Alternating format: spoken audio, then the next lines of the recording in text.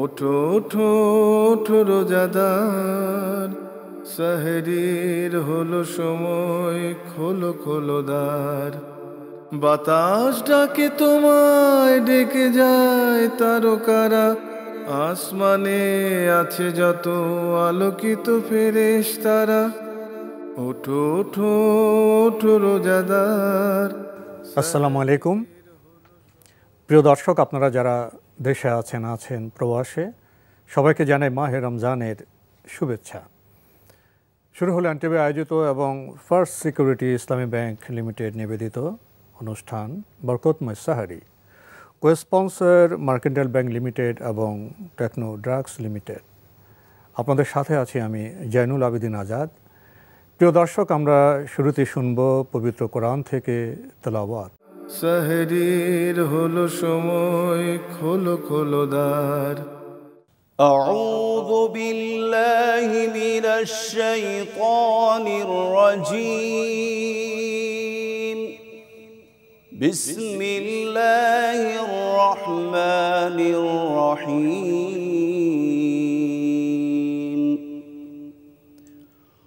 طه ما أنزلنا عليك القرآن لتشقى إلا تذكرة لمن يخشى تنزيلا ممن خلق الأرض والسماوات الأولى تنزيلا ممن خلق الأرض والسماوات العلى الرحمن على العرش استوى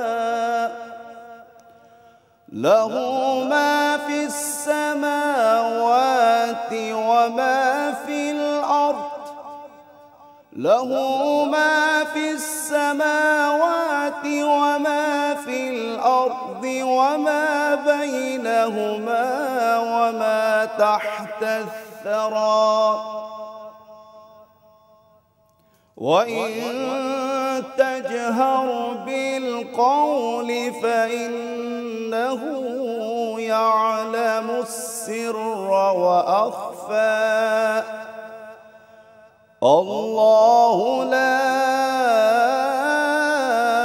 إله إلا هو له الأسماء الحسنى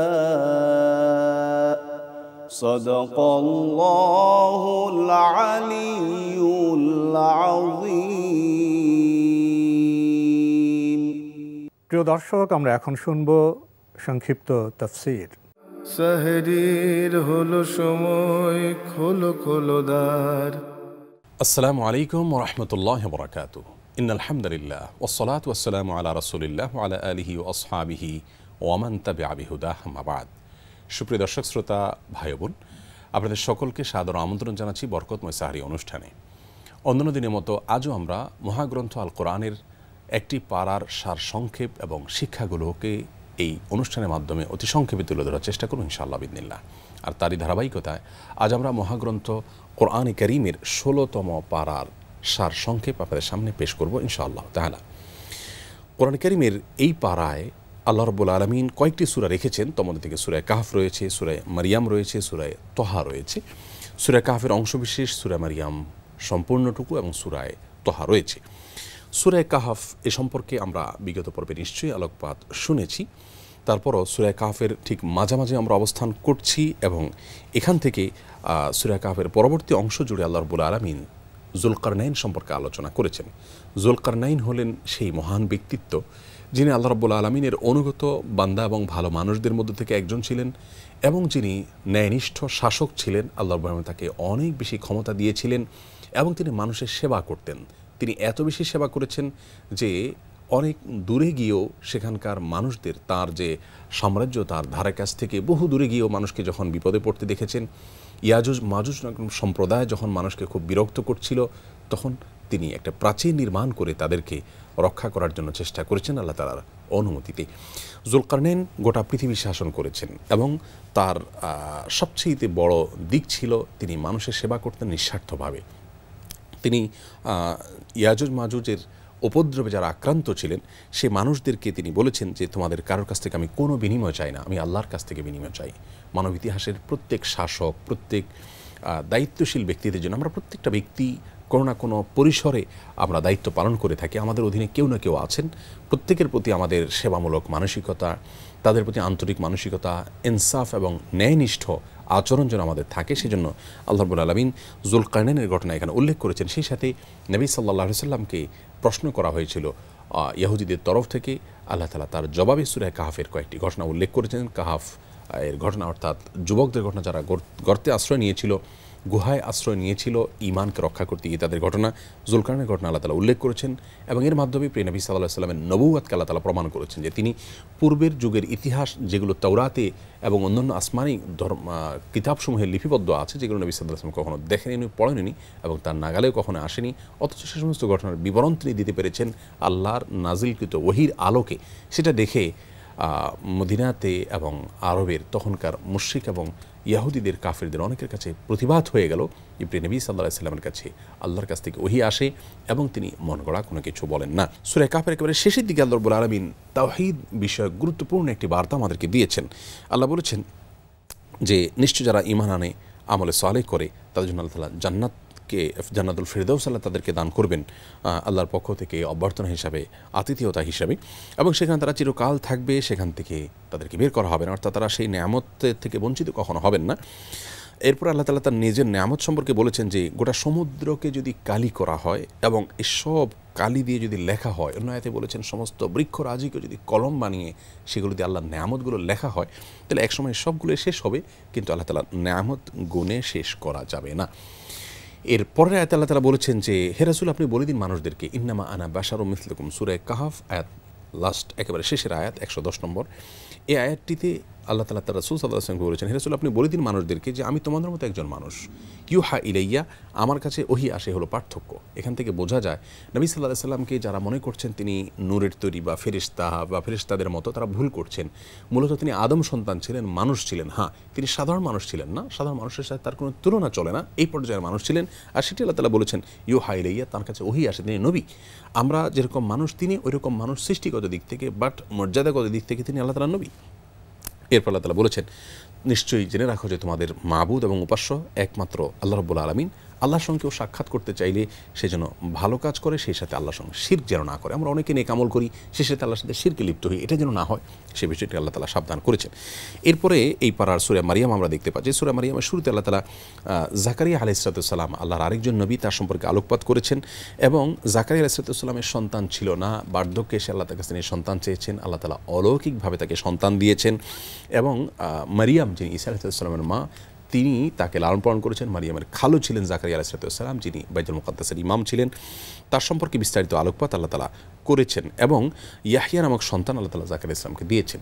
জাকারিয়া ইসলামকে বার্ধক্যে আল্লাহ তাআলা যে সন্তান দিয়েছেন, সেখান থেকে আমাদের জন্য শিক্ষা হলো নিরাশ হওয়ার কোনো কারণ নেই। আমরা যেখানে ঠেকে যাব, সেখান থেকে আল্লাহ তাআলার নেয়ামত এবং আল্লাহর অলৌকিক কুদরতের প্রকাশ শুরু হতে পারে, যার কারণে একজন ইমানদার কখনো নিরাশ হতে পারেন না। সেই সাথে আল্লাহ নবী জাকারিয়া আলাইহিস সালামের কাছে যখন ঈসা আলাইহিস সালামের মা অর্থাৎ মারিয়াম ছিলেন, মারিয়াম এর খালু ছিলেন জাকারিয়া আলাইহিস সালাম, ওই সময়টাতে কিছু অলৌকিক বিষয় আল্লাহ রাব্বুল আলামিন দেখিয়েছেন মারিয়ামের মাধ্যমে। খোদ মারিয়ামের সন্তান ঈসা আলাইহিস সালামের জন্ম আরেক অলৌকিকতার মাধ্যমে, এগুলোর মাধ্যমে আল্লাহ তাআলার কুদরতের প্রকাশ আল্লাহ তাআলা ঘটিয়ে থাকেন। আল্লাহর কুদরত আল্লাহ প্রতিদিন প্রতিনিয়ত সকলের সঙ্গে ঘটান না, দু একটি ঘটনা ঘটানোর মাধ্যমে আল্লাহ তাআলা আমাদেরকে শিক্ষা দেন, আমরা যেন আল্লাহ রাব্বুল আলামিন যে সব কিছু পারেন, কাদির, তিনি যে সব কিছু করতে সক্ষম, সে বার্তা যেন আমরা গ্রহণ করি। এরপর আমরা দেখতে পাচ্ছি যে আল্লাহ রাব্বুল আলামিন খ্রিস্টানদের যে একটা শিরকি বিশ্বাস, সেটার অপনোদন করেছেন, সেটা খণ্ডন করেছেন এবং ঈসা আলাইহিস সালামের এই অলৌকিকতা এবং আরও কিছু অলৌকিকতার কারণে খ্রিস্টানদের মধ্যে কিছু লোক বিভ্রান্ত হয়ে তার সম্পর্কে সীমালঙ্ঘন করলো। সীমালঙ্ঘন করতে করতে তাকে আল্লাহর সন্তানে তারা দাবি করলো, নাউজুবিল্লাহ, এবং মারিয়ামকে আল্লাহ তাআলার স্ত্রী বলে তারা দাবি করলো, যেটা আল্লাহর সঙ্গে কুফরি এবং জঘন্য অপরাধ। আল্লাহ রাব্বুল আলামিন বলেছেন এটাকে বুহতানুন আযীম, এটা মহা বড় মস্ত বড় অপবাদ আল্লাহ রাব্বুল আলামিনের শানে। এটি সূরা মারিয়ামের 33, 34, 35 সমস্ত আয়াতগুলোতে আল্লাহ রাব্বুল আলামিন আলোকপাত করেছেন। নবী সাল্লাল্লাহু আলাইহি ওয়াসাল্লাম বুখারী হাদিসে বলেছেন, লা তুতরুনি কামা আতরাতিন নাসারা ইবনে মারিয়াম, হে আমার উম্মতরা, তোমরা আমাকে নিয়ে সেরকম বাড়াবাড়ি করবে না যেমনটি বাড়াবাড়ি করেছিল খ্রিস্টানরা মারিয়ামের সন্তান ঈসা আলাইহিস সালামকে নিয়ে। অর্থাৎ তার সম্পর্কে মর্যাদা বলতে গিয়ে তাকে আল্লাহর সন্তান বানিয়ে ফেলেছে। আমরাও যেন নবী সাল্লাল্লাহু আলাইহি ওয়াসাল্লামের মর্যাদা দিতে গিয়ে সীমালঙ্ঘন না করি, আল্লাহর পর্যায়ে তাকে নিয়ে না যাই। ঠিক একই দুর্ভাগ্যজনক ঘটনা আমাদের সমাজেও টুকটাক হচ্ছে। অনেক মুসলিমরা নবী সাল্লাল্লাহু আলাইহি ওয়াসাল্লামের মর্যাদা বর্ণনা করতে গিয়ে তাকে আল্লাহর পর্যায়ে নিয়ে যান। সব কিছুর চাইতে নবী সাল্লাল্লাহু আলাইহি ওয়াসাল্লামকে বেশি ভালোবাসতে হবে, এটা ঈমানের দাবি। তার মানে এই নয় যে নবী সাল্লাল্লাহু আলাইহি ওয়াসাল্লামের ভালোবাসা প্রকাশ করতে গিয়ে আল্লাহর সঙ্গে শিরক করা হবে। এই পর্যায়ে যদি হয় তাহলে সেক্ষেত্রে নবী সাল্লাল্লাহু আলাইহি ওয়াসাল্লামের সেই নিষেধাজ্ঞাকে অমান্য করা হবে। সূরা মারিয়ামের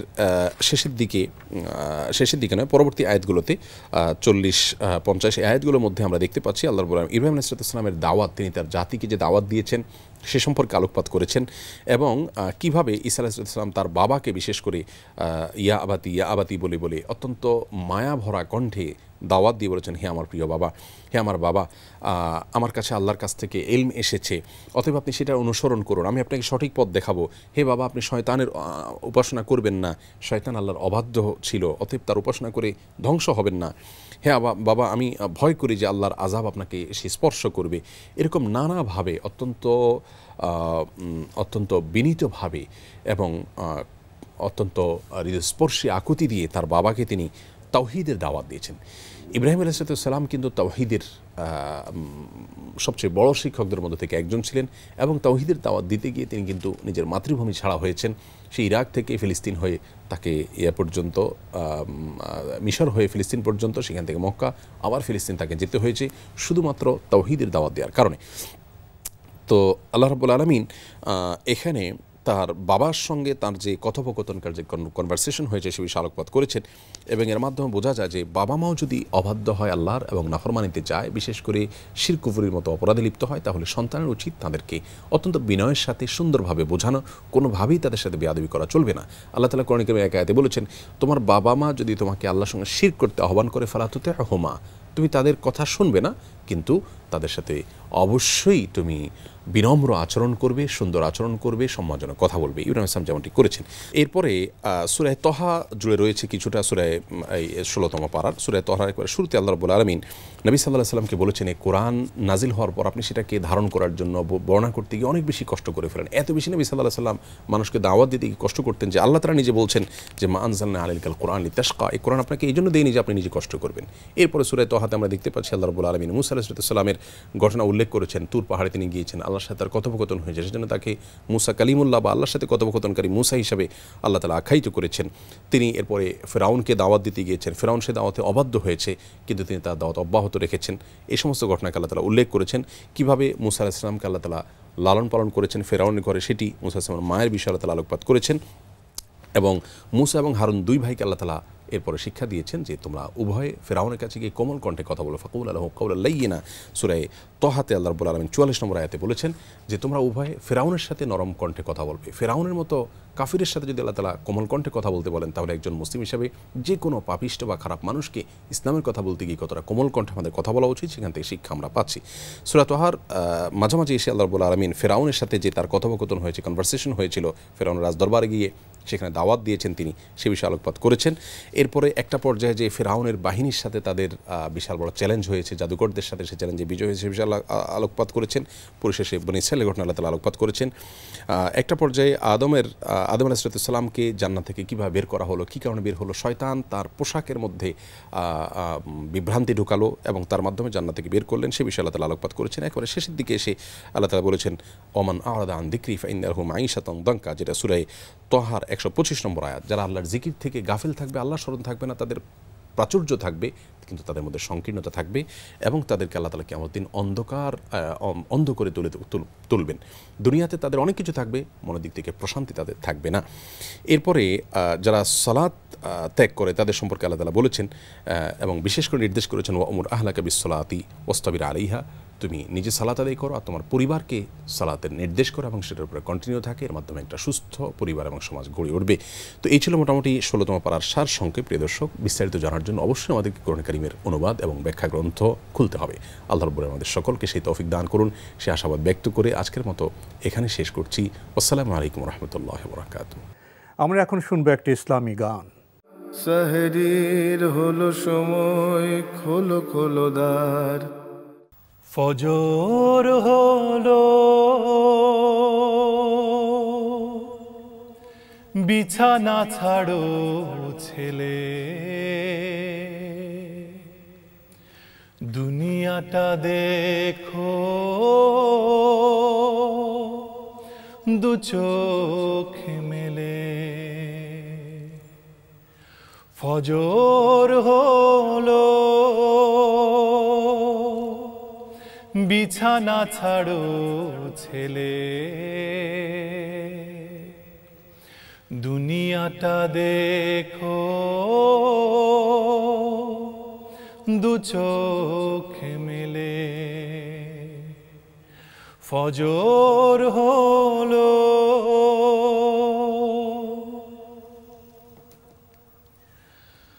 পবিত্র হও, সালাত আদায় করো, খোদার কালাম শুদ্ধ সহি পড়ো। পবিত্র হও, সালাত আদায় করো, খোদার কালাম শুদ্ধ সহি পড়ো। দুরুদ সালাম পড়ো, হৃদয় ঢেলে দুনিয়াটা দেখো দু চোখ মেলে। ফজর হলো,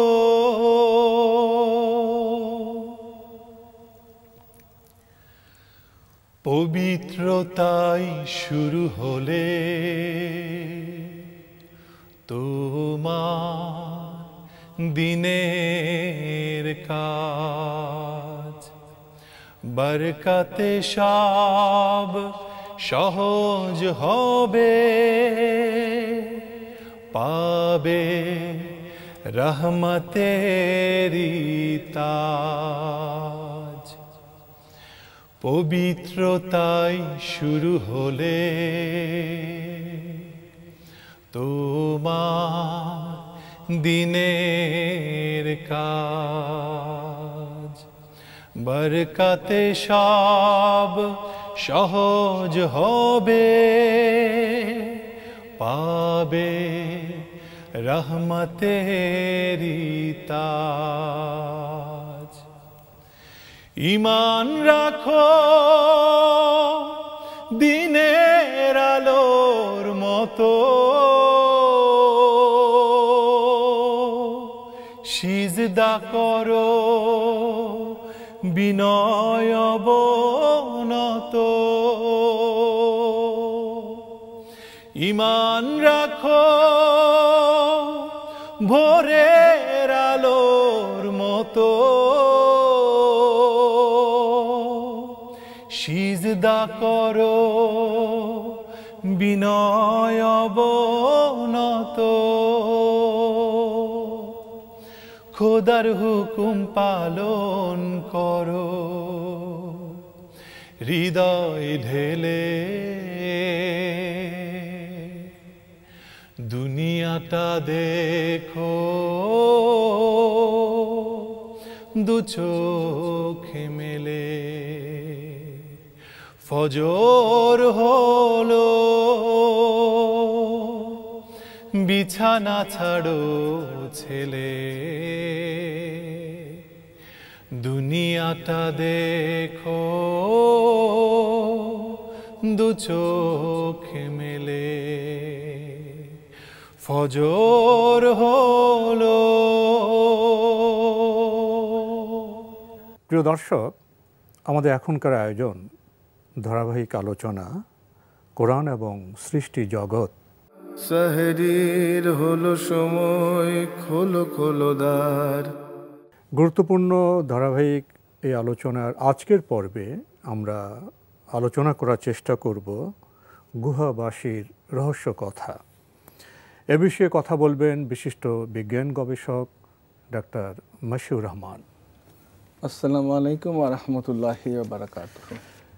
এখন এই আয়াতে যে বিষয় বর্ণনা করা হয়েছে, প্রিয় দর্শক, হয়তো আপনারা অনেকেই জানেন, সেখানে কিছু যুবকের কথা বলা হয়েছে যারা গুহাবাসী ছিলেন। আপনার কাছ থেকে জানতে চাইব এই আয়াতে যে বিষয়ে উল্লেখ করা হয়েছে এবং সে বিষয়ে আরও কিছু। ধন্যবাদ আপনাকে। আপনি বললেন সূরা কাহফ। কাহফ একটা বিস্ময়কর সূরা, এবং এই সূরা কাহফের মধ্যে আমরা তিনটা বিস্ময়কর ঘটনার কথা জানতে পারি। একটা হচ্ছে গুহাবাসীর কিছু যুবকের কথা, মুসা আলাইহিস সালাম এবং খিজির আলাইহিস সালামের কথা, এবং জুলকারনাইন, সাথে ইয়াজুজ মাজুজের। এবং প্রসঙ্গত বোধহয় সেই সময়ের যারা শাসক ছিলেন তাদের সাথে দ্বন্দ্বের কারণ কি, এবং তারা তো গুহাবাসী আপনাতে হননি, কারণ ছিল, সেই সব বিষয়ে আপনার কাছ থেকে আমরা জানার চেষ্টা করব। এখন আপনি খেয়াল করবেন যে এই সূরার মধ্যে আল্লাহ নিজেই বলছেন ৯ নম্বর আয়াতটিতে, আম হাসিবতা আন্না আসহাবাল কাফি ওয়ার রাকিমি কানু মিন আয়াতিনা আযাবা। আমার আল্লাহ বলছেন যে এই রাকিমবাসী এরা হচ্ছে আমার বিস্ময়কর একটা নিদর্শন। তার বিস্ময়কর নিদর্শনটা কি ছিল আমরা জানি, সেটা ছিল মূলত সময়। কারণ ৩০০ বছর, ৩০০ অতিরিক্ত ৯ বছর, আল্লাহ বলছেন যে কুলিল্লাহু আহলামু বিমা লাবিসু, তারা কতকাল ঘুমন্ত ছিল সেটা আল্লাহ সুবহানাহু ওয়া তাআলা জানেন। এখন আমরা দেখি যে এই রাকিম যে শব্দটা আল্লাহ ব্যবহার করলেন আয়াতটিতে, রাকিম শব্দটার অর্থ নিয়ে কতগুলি বলা হয়, যেটা বলা হয় যে এটা প্রস্তরখণ্ড, একটা নেম প্লেটে যেমন লেখা হয়, হ্যাঁ, যেমন শিলালিপির মতো বলা হয়। আর কাহাফ শব্দের অর্থ আমরা জানি যে একটা প্রশস্ত গুহা। গুহা শুধু না, একটা প্রশস্ত গুহা যেখানে শিলালিপি। হ্যাঁ, তো সুতরাং দুটো শব্দ ব্যবহার করা আছে, এটা বুঝতে হবে। তার মানে ওখানে একটা কোনো ডিরেকশন ছিল, হ্যাঁ, যে সময় সে ব্যাপারে একটু পরে আলোচনা করব। এখন এই অবস্থাটা যে রাকিমবাসী বলা হয়, এটা অনেক সময় বলা হয় যে স্থানটি হচ্ছে জর্ডান নদী এবং লুত সাগরের ঠিক পশ্চিমে এদের অবস্থান ছিল। ফলে আমরা অনেক সময় জানি কি অনেক দেশের ভিডিওতে জর্ডান বলেন, ইভেন আপনি সিরিয়া বলেন, মানে ভৌগোলিক অবস্থান প্রসঙ্গে অনেকে একটু দেখা যায়, কিন্তু আমরা জানি না আসলে কোন গুহাটা ছিল এই কয়েকজন যুবকের। এরপরে আমরা জানি যে একজন সিরিয়ান হিস্টোরিয়ান তিনি কিন্তু আসহাবে কাহফ সম্পর্কে কিছু বক্তব্য লিখে গেছেন প্রায় 452 খ্রিস্টাব্দে, এবং এই তার সমস্ত হিসাব, এবং ইবনে জারি কিন্তু তার তাফসিরে কিন্তু তাদের কথা উল্লেখ করেছেন। তাহলে আমরা যদি প্রথম দেখি আয়াতগুলির মধ্যে কি বলা আছে, এই আয়াতগুলির মধ্যে ছিল কয়েকজন যুবক, 9 নম্বর আয়াত থেকে 26 নম্বর আয়াত পর্যন্ত, যে কয়েকজন যুবক আল্লাহর কাছে আশ্রয় চায়। দ্যাট ইজ যখন সে যে সময় রাজা ছিল, রাজার থেকে তারা পালানোর চেষ্টা করে বাঁচার জন্য, তারা ছিল তৌহিদে বিশ্বাসী। তাহলে রাজার সাথে যুবকদের দ্বন্দ্বের কারণ ছিল, সেটা চিরন্তন দ্বন্দ্বের কারণ। চিরন্তন দ্বন্দ্ব। তাওহীদের সাথে যারা শিরক করে, যারা নিজেদের প্রভু হিসেবে বিবেচনা করে, তাদের সাথে যারা বিশ্বাসী ইমানদার, তাদের সাথে যে দ্বন্দ্ব, সেটা তো সঙ্গত, এবং সে দ্বন্দ্ব, সে সংগ্রামের ইতিহাস তো চিরন্তন। এখানে আপনি দেখবেন স্বাভাবিক সময় রাখলেন। হ্যাঁ, আবার যদি আমরা দেখি, কারণ হচ্ছে যে তারা যখন ঘুম থেকে উঠে তারা কিন্তু আর সব যেভাবে ঘুম থেকে ওঠে, তারা কিন্তু দুইটা দল ছিল, যদিও তাদের সঠিক সংখ্যা আল্লাহ বলছে আমি জানি। তো অনেকে ভুল করে 7 স্লিপার বলে, এটা একটা মারাত্মক ভুল। তারা কয়েকজন যুবক ছিলেন, সাথে একটি কুকুর, এবং ওঠার সময় নির্ণয় করার একটা বিষয় এই আয়াতের মধ্যে আছে। তাহলে সময়টা কিন্তু সবচেয়ে ইম্পর্টেন্ট, যে টাইম দুইটা ফ্রেমে এখানে ফ্লো করলো। Inside the cave, outside the cave. এখন এরপরে যদি আমরা দেখি মানে গুহার ভিতরে সময়ের একটা বাস্তবতা, হ্যাঁ, এবং গুহার বাহিরে যে প্রভাবমান সময় সেটা আরটা অন্য বাস্তবতা, এবং দুইটা নিয়ন্ত্রণ করছেন কিন্তু মহান আল্লাহ। হ্যাঁ, আল্লাহ নিজে বলছেন যে তারা আন্দাজের উপর ভর করে বলবে তারা 3 জন ছিল, সাথে একটি কুকুর, 5 জন সাথে কুকুর, এবং 7 জন সাথে একটি কুকুর, কিন্তু তার সঠিক সংখ্যা আমি জানি। এবং তারা কতকাল নিদ্রিত ছিল আল্লাহ সুবহানাহু ওয়া তাআলা সেটা 25 নম্বর 26 নম্বর আয়াতে বলছে যে কেউ বলবে তারা ছিল 300 বছর আরও 9 বছর, কিন্তু তাদের সঠিক সময়কাল আমি জানি। এখন আপনি কেউ বলতে যেয়ে বলে আসলে 300 বছর হলো সূর্যের হিসাবে এবং 309 বছর হচ্ছে চাঁদের হিসাবে, আপনি যদি হিসাব করেন মিলে যাবে, কিন্তু পরবর্তী যে আয়াত, একটা সৌর ক্যালেন্ডার, একটা চন্দ্র ক্যালেন্ডার, এইটা কিন্তু মিলে যাবে, কিন্তু মিলাটা যে একটা ভুল ধারণা। কারণ 26 নম্বর আয়াতে আল্লাহ বলছে কুলিল্লাহু আহলামু বিমা লাবিসু, তারা কতকাল ছিলেন সেখানে এটা আল্লাহ জানেন। কিন্তু ওই যে 300 বছর 9 বছর এটা মানুষের ধারণা, এটা কিন্তু আল্লাহ বলছেন না। আল্লাহ বলছেন না তাদের সংখ্যা, তিনি এটা প্রকাশ করলেন, এটা একটা মিস্ট্রি। এবং তারা কতকাল ছিলেন সেটা প্রকাশ করলেন না, সেটা একটা মিস্ট্রি। আর থার্ড ওয়ান, তাদের সময়টা একটা মিস্ট্রি। আপনি সময় সম্পর্কে আমাদের সংক্ষিপ্ত পরিসরের অনুষ্ঠানে কিছুটা ইঙ্গিত দিলেন, এবং সময় নির্ণয়ের আপনি একটা রহস্যের কথা উল্লেখ করলেন। গুহার ভিতরে সময়ের এক বাস্তবতা, গুহার বাইরে সময়ের আর বাস্তবতা। তো আমরা জানি যে সূরা কাহফ, এখানে সে গুহাবাসীদের কথা বলা হয়েছে, রহস্যের কথা বলা হয়েছে। এখন আপনার কাছ থেকে একটি বিষয় জানতে চাইব, এই যুবকরা তো প্রাণ চঞ্চল ছিলেন, শক্তিমান ছিলেন, তারা একটি সমাজ থেকে এই যে এটি পাহাড় পর্বতের দিকে, গুহার দিকে, অর্থাৎ সমাজ বিচ্ছিন্ন হওয়ার সিদ্ধান্ত কেন নিলেন? এর যৌক্তিক কারণ কী ছিল? এবং গুহায় এসে তাদের জীবনযাপন অবস্থা, আল্লাহর বার্তা, মানুষের গবেষণা, চিন্তাভাবনা, এই বিষয়গুলো একটা বিষয়। আরেকটি বিষয় হলো এই সম্পূর্ণ কাহিনীটা কি, এই সম্পূর্ণ ঘটনাটা কি? এটা আপনার প্রথম ঘটনাটা বলি। এই সময়কাল ছিল কিন্তু ঈসা আলাইহিস সালাম মৃত্যুর পরে, তুলে নেওয়ার পরে। আমরা খ্রিস্টানরা বলে যে তার মৃত্যু, আমরা বলি যে না, সে আল্লাহ তুলে নিয়েছেন তাকে। আচ্ছা, সেই সময়কালের পরে, এবং তখন কিন্তু ঈসা আলাইহিস সালামের পরে ওই অঞ্চলটা কিন্তু খ্রিস্ট ধর্মে তারা দীক্ষিত হয়, এক আল্লাহতে বিশ্বাস করে। এবং এর পরবর্তীতে রাজা যে আসে, আমি সে ঘটনাটা বলি। একজন হিস্টোরিয়ান গিবন, তিনি তার হিস্ট্রি লিখতে যে সমস্ত তার ইতিহাস গ্রন্থের 22তম যে অধ্যায়, সেই অধ্যায়টিতে তিনি লিখছেন 7 স্লিপার, যেটা বললাম যে একটা ভুল, কারণ 7 ঘুমন্ত ব্যক্তির কথা তিনি উল্লেখ করলেন। এখান থেকে কিন্তু 7 স্লিপার শব্দটা চলে আসলো। এবং বলা হলো যে তারা যখন ছিল তখন রাজা ছিল ডেসিয়াস, এবং তার সময়কাল ছিল 249 থেকে 251, 2 বছর ছিল সে মোটে। বিস্ময়কর ব্যাপার, তিনি ছিলেন বহু দেবদেবীতে বিশ্বাসী, এবং তিনি ছিলেন অত্যন্ত অত্যাচারী। তিনি বললেন যে আমার দেশে আমার যে সিস্টেম এবং প্রাচীন যে সিস্টেম, অর্থাৎ বহু পূজায় বিশ্বাসী করা, বহু দেবদেবীতে বিশ্বাস করা, এবং এইটার বিরুদ্ধে যে যাবে তার শাস্তি মৃত্যুদণ্ড। এবং রাজা জানতে পারে যে কিছু কিছু লোক যারা খ্রিস্ট ধর্ম, ঈসা আলাইহিস সালামের অনুসারী ছিলেন, তারা এক আল্লাহর প্রতি বিশ্বাস স্থাপন করেন। এবং এরপরে আপনি মুসা আলাইহিস সালামের সময় বনি ইসরায়েলদের উপর অত্যাচার করে, ঠিক এই সময় কিন্তু এই গোত্রের উপর প্রচণ্ড অত্যাচার হয়, যারা এক আল্লাহতে বিশ্বাস, এবং ঈসা আলাইহিস সালাম প্রেরিত পুরুষ এটা তো বিশ্বাস করতেন। এবং তাদের উপরে তখন সেই খড়গটা নেমে আসে।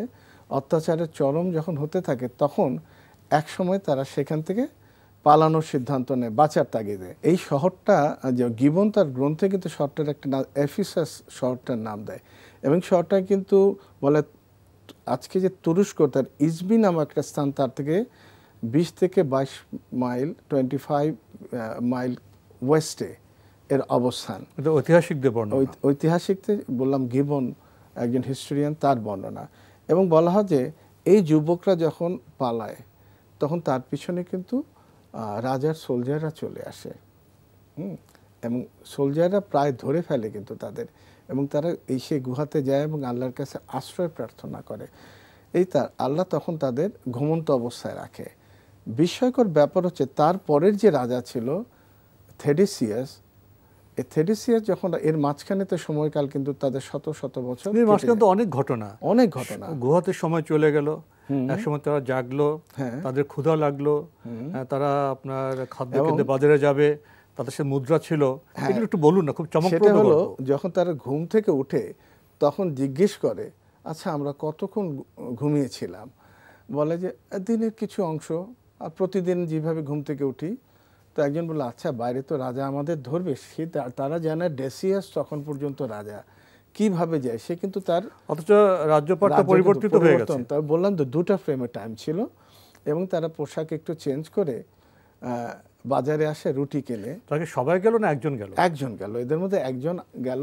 সে তো মুদ্রা নিয়ে গিয়েছিল। হ্যাঁ, সে আগের রাজার মুদ্রা, আগের রাজের। এবং যখন রুটি কেনার পর পয়সা দেয়, তখন বিক্রেতা তার মনে কয়েকটা প্রশ্ন, তার পোশাক একটা প্রশ্ন ছিল, দ্বিতীয়ত যখন কয়েনটা দেয়, এটা বহু শত বছর এই সময় তো কয়েন নয়, এটা বহু শত বছর আগের। তখন তার মনে ধারণা এই বোধহয় প্রাচীন কোনো গুপ্তধনের সন্ধান পেয়ে গেছে, অতএব এর ধরো। এবং তার রাজার কাছে নিয়ে যায়, প্রথম স্বীকার করতে চায় না, সে তো তখনও জানে না। এবং ধরার পর সে জানতে পারলো যে আগের ডেসিয়াস রাজা, সে শত শত বছর আগে মৃত্যুবরণ করেছে, অত্যাচারী রাজা, সময় শেষ। এখন এখানে একটা বিস্ময়কর একটা ঘটনা আছে, আপনি বলি যে এই যখন রাজার কাছে আছে, রাজা প্রশ্ন করে, তুমি এই কয়েন কোথায় পেলে, মুদ্রা কোথায় পেলে? এটা সে বলে আমারই মুদ্রা। তোমার মুদ্রা হয় কি? এটা তো 300 বছর আগের। তখন রাজা বুঝতে পারে সে কিছু হাইড করার চেষ্টা করছে, কিছু বলে, তুমি নির্ভয়ে বলো, রহস্যের গন্ধ পেলেন। তখন সেই রাজা ডেসিয়াসের কাহিনী, তার সময়কাল এবং সমস্ত কিছু বর্ণনা করলেন। বলে, তোমার বাকি বন্ধুরা কোথায়? বলে, তারা গুহাতেই আছে। কিন্তু এখানে মজার বিষয়টা হচ্ছে, বিস্ময়কর বিষয়টা হচ্ছে, এই রাজা থেডিসিয়াস যখন রাজা হয়, তখন কিন্তু খ্রিস্ট ধর্মের যেই অনুসারী, তারা কিন্তু আবার পৌত্তলিক হয়ে যায়, তারা বিভ্রান্ত হয়, পথভ্রষ্ট হয়। দ্বিতীয় আরেকটা, যারা খ্রিস্টীয় ধর্মে তখন বিশ্বাস করত, তারাও পরকালের সম্পর্কে ধারণা বলে না, পরকাল বলে কিছু নাই। তখন রাজা প্রতি রাত্রি আল্লাহর কাছে প্রার্থনা করতেন যে নতুন রাজা থেডিসিয়াস, তিনি বলেন, আল্লাহ তুমি এমন কোনো নিদর্শন আমার কাছে দেখাও যাতে আমার দেশের মানুষ বিশ্বাস করে তুমি আছো, আখেরাত বলে কিছু আসছো। ডক্টর মশিউর রহমান, আপনি বলছিলেন নতুন যে রাজার একটা আকাঙ্ক্ষার কথা। দেখেন, আপনি এখানে দুটো শিক্ষণীয় বিষয়, একটা হচ্ছে রাজা কতখানি আল্লাহর প্রতি তার আনুগত্য ছিল, বিশ্বাসী ছিলেন, এবং এই বিশ্বাস থেকে কিন্তু চাচ্ছেন জনগণ যেন সেই আল্লাহর দিকে ধাবিত হয়, সঠিক পথে চলে। এবং সে কিন্তু করলেন কি, আল্লাহর কাছে মুনাজাত করতেন। এখানে কিন্তু জোরের কোনো ছিল না। শুধু আপনি জানেন যে এখানে একমাত্র বলা হয় যে গাইড করা, হেদায়েতের মালিক হচ্ছে আল্লাহ সুবহানাহু ওয়া তাআলা। এখানে এই রাজা যখন মোনাজাত করলেন, এবং এই 300 বছর বা শত শত বছর বা 400 বছর, যত বছরই হোক না কেন, আল্লাহ জানেন, রাজা তখন বুঝতে পারলেন যে তার এই মোনাজাত আল্লাহ কবুল করে নিয়েছেন। এটা কিন্তু ইবনে কাসিরে সুন্দরভাবে বর্ণনা করা আছে। তখন তিনি অত্যন্ত বিস্মিত হলেন, আল্লাহর কাছে কৃতজ্ঞ হলেন এবং আল্লাহর প্রতি কৃতজ্ঞতা আদায় করলেন। এই সম্পূর্ণ ঘটনাটা কিন্তু আমরা পাই একটা মিরাকুলোরাম লাইবান নামে একটা বই আছে, গ্রন্থ। সেই গ্রন্থে কিন্তু সমস্ত কিছুটা পাওয়া যায়। এখন রাজা করলেন কি, রাজা বিস্মিত হলেন এবং বাকি সদস্যদের সাথে মিলিত হওয়ার জন্য তিনি উদ্গ্রীব হলেন, এবং অত্যন্ত আয়োজন নিয়ে, খাবার সমস্ত কিছু নিয়ে, সম্মান নিয়ে, সম্মানের সাথে তিনি সেখানে আসলেন এবং দেখলেন তাদের, এবং উকি দিয়ে দেখলেন হ্যাঁ তারা আছে। এবং প্রথমে তারা গুহার মধ্যে রহস্যময় গুহার দিকে দেখলেন এবং তারা আছে, এবং সেই গুহার মুখ থেকে কিন্তু বিদায় জানানো হয়। এবং তিনি তাদের বলেন, আমি তোমাদের এখানে একটা মসজিদ, দ্যাট ইজ ধর্মীয় সৌধ নির্মাণ, আমি সৌধ নির্মাণ করে দেব তোমাদের স্মরণে এই জায়গাটাতে। এখন দেখেন, এরপরে অনেক কটা প্রশ্ন থাকে। প্রশ্ন হচ্ছে যে এই গুহার মধ্যে তারা ছিল, তারা কেন বের হয়ে আসলো না? কেন রাজা তার কাছে নিল না, তোমরা আমাদের সাথে থাকো? ঘটনাটা কিন্তু সেরকম ঘটেনি, তারা এই সময়টা আসছে। তাহলে দুটো টাইমে এখানে টাইম ট্রাভেল কিন্তু আপনি ধরে নিতে পারেন এক ধরনের। কিভাবে হলো সেটা আল্লাহ সুবহানাহু ওয়া তাআলা জানেন। কারণ আমি পাস্ট থেকে যদি প্রেজেন্ট থেকে ফিউচারে যাই, আবার পাস্টে আসি, দ্যাট ইজ আমি গুহাটা ধরে রাখলাম প্রেজেন্ট। আমি সময় যখন পরিবর্তিত হলো, আমি শত শত বছর আগে যে আবার গুহাতে আসলাম। তা একটা জিনিস কেন বললাম, গুহা থেকে সে দেখানো হলো, হ্যাঁ, কিন্তু তারা দেখলো ভিতরে কয়েকজন যুবক আছে, কিন্তু ভিতরে তারা ঢুকলো না। এভাবে আপনি ধরেন আকাশে নক্ষত্র, আপনি কিছু নক্ষত্র দেখবেন, আপনি দেখছেন আকাশে নক্ষত্র, হয়তো 50,000 বছর আগে এটা ধ্বংস হয়ে গেছে। আলো আসতে 50,000 বছর লাগলো আমার চোখে পারসিভ করতে। বহু নক্ষত্র আছে, বহু গ্যালাক্সি, যেটা ধ্বংস হয়ে যাওয়ার পর আমার টেলিস্কোপে ধরা পড়ে, অথচ সেটা কিন্তু নাই। এই দুইটা ফ্রেমের বিষয়টা হচ্ছে তারা দেখলো, কিন্তু এই মিক্সিংয়ের সময়টা ছিল না, কারণ আপনি পারবেন না, তার অস্তিত্ব নাই। কারণ সময় টাইম ফ্রেমের অত্যন্ত, এখানে ফ্রেম তো দুটা ফ্রেম। এইখানে এই কারণটাতেই এটা সমস্ত আল্লাহ সুবহানাহু ওয়া তাআলার নিয়ন্ত্রণে এই জিনিসটা। ওই অবস্থাটুকু আমরা জানি না, এইটুক ছিল একটা বিস্ময়কর বিষয়। আপনি পবিত্র কোরআনের সূরা কাহফের আলোকে গুহাবাসীদের রহস্য কথা সম্পর্কে কিছু আলোচনা করলেন, কিছু বিশ্লেষণ করলেন। প্রসঙ্গত আপনি সময়ের রহস্যের কথাও বললেন। গুহার ভেতরে সময়ের একটা ফ্রেম এবং গুহার বাইরের সময়ের আরেকটা ফ্রেম। এবং আমরা জানি, আবার উপলব্ধি করলাম কেন পবিত্র কোরআনে মহান আল্লাহ বলেছেন, আমি মানুষকে জ্ঞানের খুব অল্পই দিয়েছি। অর্থাৎ পৃথিবীর শ্রেষ্ঠ জ্ঞানী, শ্রেষ্ঠ আলেম, শ্রেষ্ঠ বিজ্ঞানী, তিনি জ্ঞানের খুব অল্পই জানেন।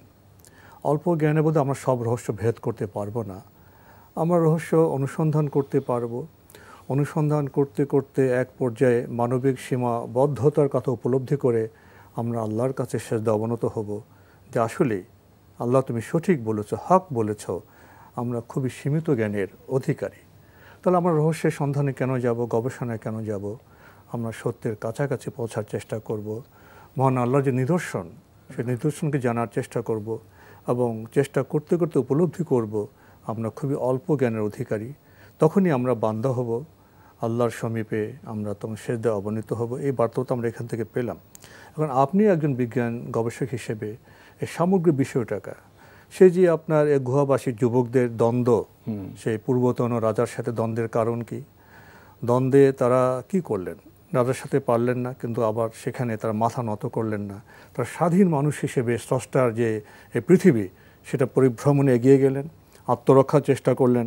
সেখানে আল্লাহ তাদের জন্য একটি বিশেষ রহস্যজনক ব্যবস্থা তারা করলেন। এবং একসময় সে বিষয়ে কিছু বার্তা আমরা পবিত্র কোরআনের আলোকে পেলাম।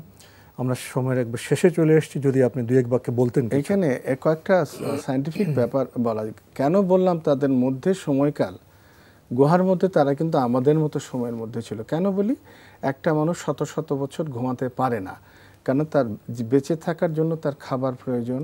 আপনি খাবার ছাড়া এই ঘুমন্ত অবস্থায় বাঁচবেন না, কারণ আপনার যে জিনিসটা হবে এটা হলো এন্ট্রাপমেন্ট নিউরোপ্যাথি বলে, প্রেশার ইফেক্টে প্রেশার সোর হবে, সেলুলাইটিস হবে, হ্যাঁ, সেপ্টিসিমিয়া হবে, এবং আলটিমেট ফাইট হচ্ছে ডেথ। আপনি খাবার পানি ছাড়া কখনো মানুষ জীবিত থাকতে পারে না, একদম সত্য কথা। এখানে আপনি দেখবেন তাদের সাথে কিছু খাবার ছিল এবং পরবর্তীতে খাবার দেয়া হয়।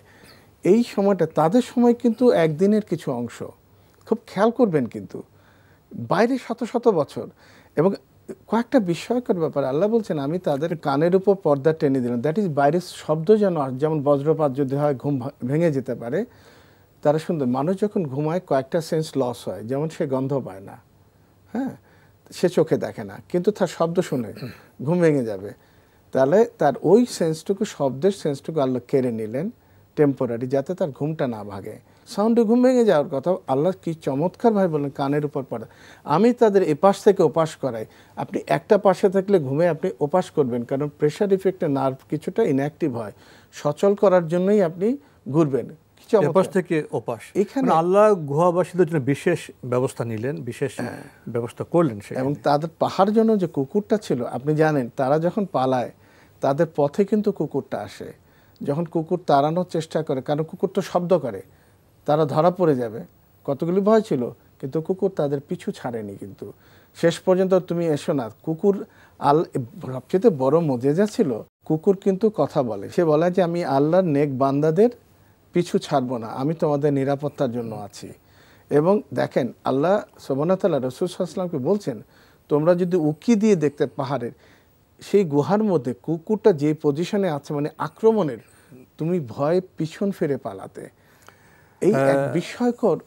আমরা উপলব্ধি করলাম আপনি রহস্য উদ্ঘাটনের চেষ্টা করেছেন। সংক্ষিপ্ত সময়ে তো আমরা সে সুযোগ পেলাম না, সময়ের কারণে আমাদের আজকে এখানে শেষ করতে হচ্ছে। ডাক্তার মাশিউর রহমান, আপনি কষ্ট করে আমাদের স্টুডিওতে এসেছেন, সময় দিয়েছেন, সেজন্য আপনাকে অনেক ধন্যবাদ। আপনাকে ধন্যবাদ। প্রিয় দর্শক, আমরা দেখছিলাম এনটিভি আয়োজিত এবং ফার্স্ট সিকিউরিটি ইসলামী ব্যাংক লিমিটেড নিবেদিত অনুষ্ঠান বরকতময় sehri, co-sponsor mercantile bank limited এবং টেকনো ড্রাগস লিমিটেড। আমাদের এই অনুষ্ঠান আপনারা এনটিভি অনলাইনেও দেখতে পারবেন, ভিজিট করুন www.ntvbd.com। এছাড়া ইউটিউবে এবং আমাদের ভেরিফাইড ফেসবুক পেজে অনুষ্ঠান দেখতে পারবেন। প্রিয় দর্শক, রহস্য কি ভেদ করা গেল? সংক্ষিপ্ত সময়ে সম্ভব নয়, এবং মানবিক যে সীমিত বুদ্ধি জ্ঞান, তার মাধ্যমে রহস্যের সম্পূর্ণ বিষয় ভেদ উন্মোচন করা সম্ভব নয়। তবে আমরা এই আয়াতগুলো, এই রহস্যগুলো বোঝার চেষ্টা করব, এবং মহান আল্লাহ কীভাবে পৃথিবীটা সৃষ্টি করেছেন, স্বাভাবিক অবস্থা, বাইরের স্বাভাবিক টাইম ফ্রেম, গুহার ভিতরে বিশেষ টাইম ফ্রেম, এ সমস্ত বিষয় মজেজা, অর্থাৎ জ্ঞানের সব বিষয় কিন্তু বস্তুনিষ্ঠ নয়, মজেজা আছে। আমাদের ইন্দ্রিয় গ্রাহ্য বিষয়ের বাইরে অনেক বিষয় রয়ে গেছে।